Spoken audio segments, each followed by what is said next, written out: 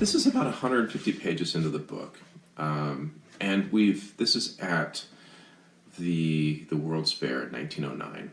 Ernest has been raffled off. He's found himself in the employ of Florence Nettleton, who was a madam in the red light district. And since then, he's befriended and somewhat fallen in love. He's a little Twitter-pated with two girls. One is Fawn, who is a scullery maid, and the other is Maisie, who is the daughter of the madam. And they have this little triumvirate together where they're all sort of awkwardly affectionate at this time. And on the last day of the World's Fair, Madame Flora takes all of her girls and all of the servants, and they go to Hurrah Day, which is the closing of the fair.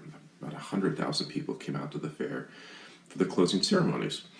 And being sort of a romantic young man, Ernest has saved his earnings to pay for a balloon ride. They have a captive hot air balloon, and they get in it, and they are lofted 1,500 feet above the fair, and they can look down and they can see all the electric lights that adorn the fair and the fountains, and it's this gorgeous scene.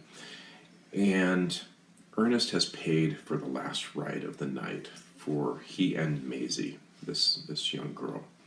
And they're floated up into the sky, and as the fair ends, the lights go out.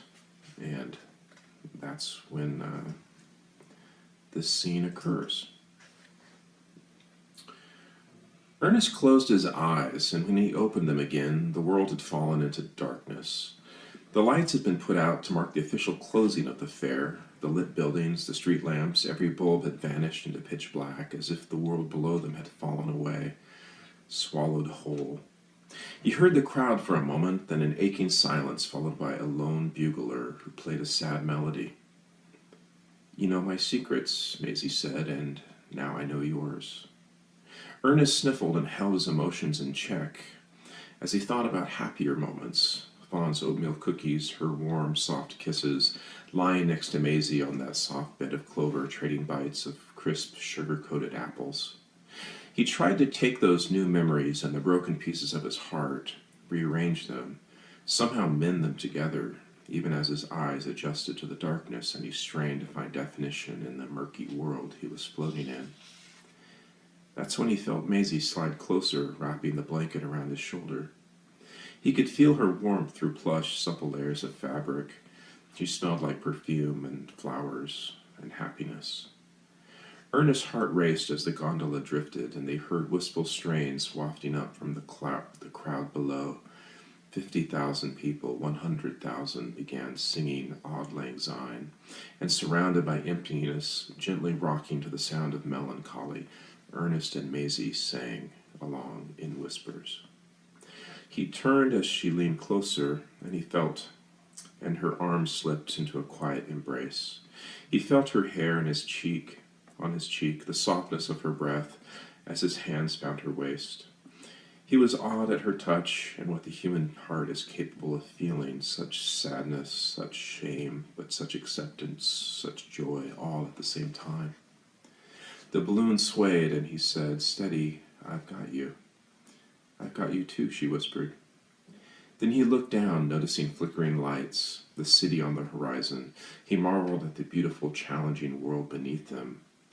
As far away, and he thought, so far away, and he thought, I wonder if the best thing any of us can hope for in life is a soft place to land. He felt Maisie nod, as though she knew his thoughts. He held on tighter. Then the night exploded.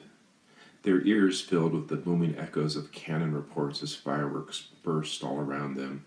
Blooming peonies and chrysanthemums filled the darkness. Starlight shells rose to greet them, flashing like comets, painting the sky with swashes of sparkling, flickering, glowing embers that slowly rained back down in a beautifully arranged marriage of fire and gravity.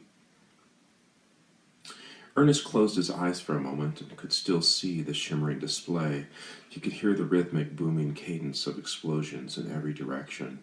Then he opened his eyes again, and it was like they were standing in the heart of a snow globe, a blizzard of white-hot stars as far as the eye can see.